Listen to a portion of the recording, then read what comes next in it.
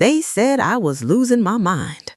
They said old age makes you forget things, but I never forgot the sound of my grandson's voice. 10 years, and it still echoes in my ears like a lullaby trapped inside these walls. My name is Margaret, 82 years old, widow, mother, grandmother, and maybe the only person in this town who knows what it means when a house starts to whisper your name. It started on a stormy Thursday night, the kind of night when thunder sounds like it's tearing the sky apart. I was sitting in my favorite chair, the one by the fireplace, knitting a blue sweater. It was supposed to be for Eli, my grandson, the one who disappeared a decade ago. They told me he'd wandered off into the forest, but a grandmother's heart knows when something darker hides behind a story. The power went out around 9:30. Everything fell silent except the rain tapping on the window like impatient fingers. Then I heard it, faint at first, like a sigh. Grandma. I froze. My hands went numb. The knitting needles dropped to the floor. Eli, I whispered, but the word felt heavy, like the air didn't want it to escape. The voice came again, softer this time. Grandma, I'm cold. It came from the wall right next to the fireplace. I turned off my flashlight, thinking it must be a trick of the wind. But then a small, hollow knock answered me from inside the plaster. My heart raced. I pressed my ear to the wall. For a moment, nothing. Then I heard something I'll never forget. The tune of the lullaby I used to hum for Eli before bed. Stars will fall, dreams will call. My breath caught. That song, no one else knew it but him. The next morning, I tried to convince myself it was a dream. But when I woke up, the blue sweater I had been knitting was gone from the table. In its place was Eli's old toy car, the one he used to roll across the floor when he was 5. It was covered in dust, but warm to the touch. I called the police once, years ago. They searched, asked questions, then shrugged. Maybe a runaway, but I knew better. Eli wasn't the type to run. He was the type to hide when he was scared. And if he was hiding, where better than inside the house he grew up in? That day, I went through my late husband Robert's old things.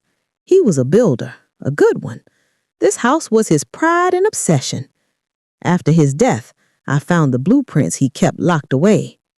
And there it was, a hidden crawl space running behind the fireplace. Robert never told me about it. That night, the whispers came again, louder, closer. Grandma, come find me. I didn't sleep. I took a hammer, a flashlight, and started breaking through the wall. Every hit sent echoes through the empty house like someone was knocking back. Finally, the plaster cracked open, revealing a narrow tunnel, dark and damp, just big enough for a child to crawl through. I hesitated.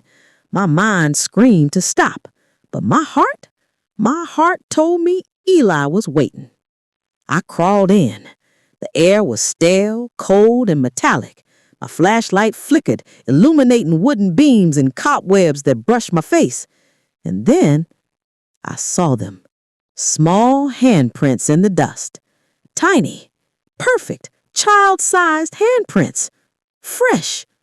My breathing quickened. The tunnel curved downward. The deeper I went, the more I felt like I was being watched. My flashlight caught something glinting. A silver locket. Inside it, a tiny photo of Eli, smiling. But that photo wasn't missing. I had it on my nightstand upstairs. I dropped the locket. That's when I heard the humming again, the lullaby. But this time, it wasn't one voice, it was 2. I turned around fast. The flashlight flickered and went out.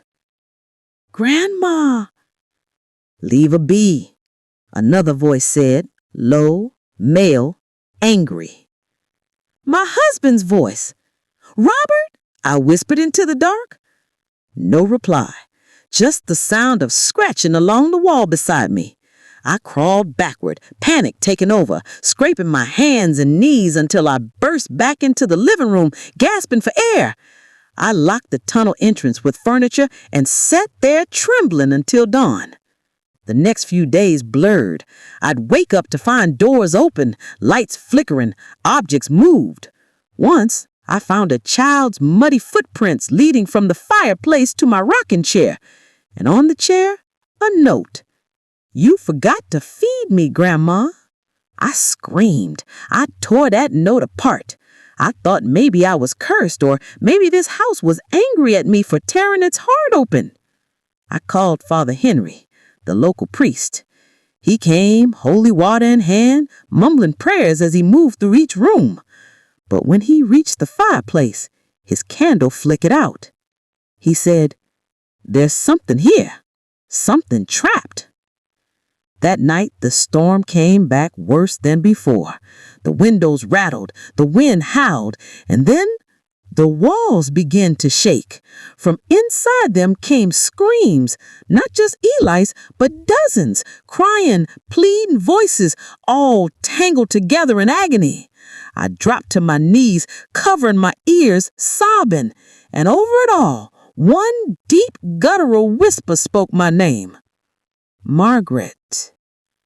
I opened my eyes and saw him, Robert, standing by the fireplace. His eyes were black, hollow. His voice cracked like burning wood. He said, "You shouldn't have come back here." I stammered, "What did you do to them?